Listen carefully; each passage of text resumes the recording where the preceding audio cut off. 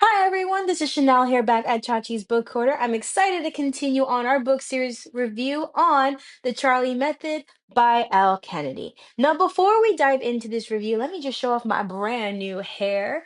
Time for the spring and summer. Just got my hair done from my hairdresser, Nelly. Love ya. If this is your first time on the channel, I highly recommend checking out my previous episodes. In this one, we'll be discussing chapters 17 to 21 of the Charlie Method. Let's get started. So, when I was reading this section, it really dives right into the aftermath of Charlotte's discovery. She just found out that the two men that she was conversing with all over this app were actually Will and Beckett. The narrative primarily focused on all of the main characters' reactions in this significant revelation presented by their respective perspectives. In this section, Charlotte's mind is racing with thoughts, trying to devise a strategy for the situation that she is currently. Curious and concerned, he really asks what's wrong, but she really refuses to answer. So she admits that she is Charlie on the dating app. He was shocked, but also excited because they finally found the girl that they've been talking about. So he really invites her to join him and Beckett for drinks, but she really declines. Charlotte explains her fears of being discovered and the potential consequences, but Will reassures her that it won't happen, but she was too embarrassed to continue on with the conversation. From her perspective, I can empathize with that. Men don't face the same backlash as women when it comes to exploring their sexuality, and in this chapter really highlights the society's double standard. Fortunately, we are slowly moving forward in this regard. Women are embracing their sexuality in various means, such as audio platforms like Quinn, Reddit, and Syria, writing and publishing books with strong, self loving main characters, and social media platforms like the Smut Cat discussing sex and body positivity. After their conversation, Will rushes to his place with Beckett and reveals that the girl that they've been talking on the dating app is actually Charlotte. The next day, Beckett tries to flirt with Charlotte during class and invites her to join them for drinks. However, Charlotte refuses and wants to be left alone, especially still dealing with her ex, Mitch. Mitch arrives and becomes overly protective of Charlotte, which really annoys her. And she explains to Mitch that they're not together and he should not claim to her anymore. After Mitch leaves, Charlotte notices Beckett's attractiveness from afar. Later, she receives messages from both men inviting her to drinks, and she continues to refuse. But Beckett has a thought provoking question. If you're not interested, why haven't you deleted the app?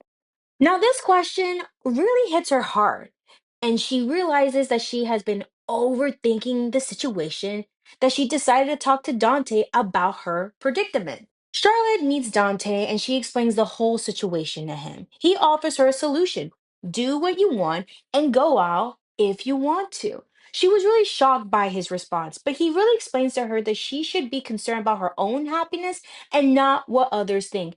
But he really empathized that her prim and proper appearance and dating shouldn't be important and she should not let them hold her back.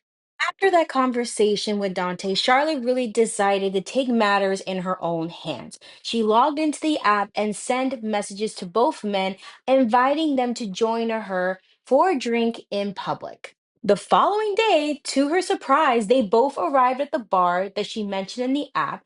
It was clear that Charlotte was feeling nervous and anxious during their interaction.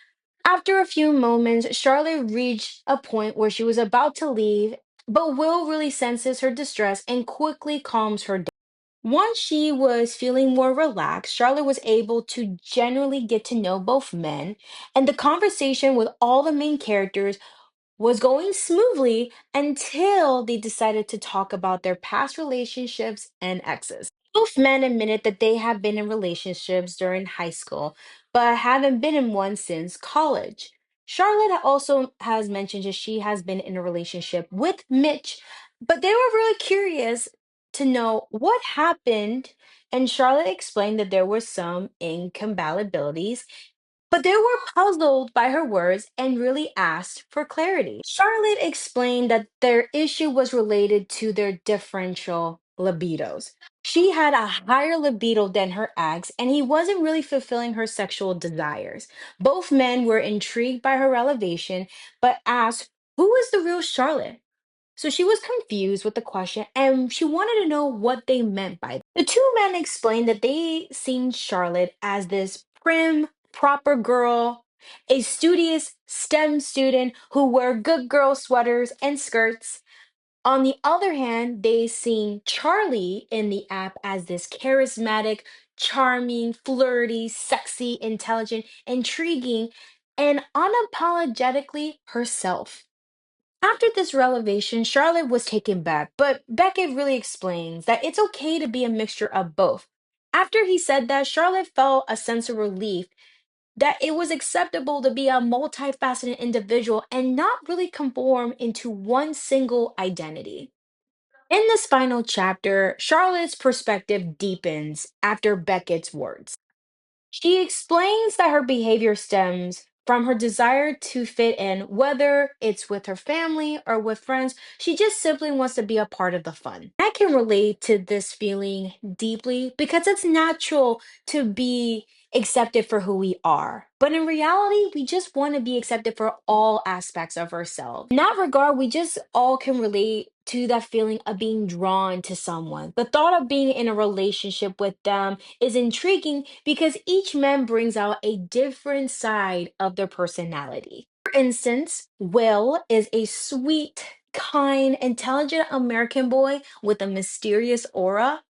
And on the other hand, we have Beckett, who is this Australian bad boy with this charismatic side.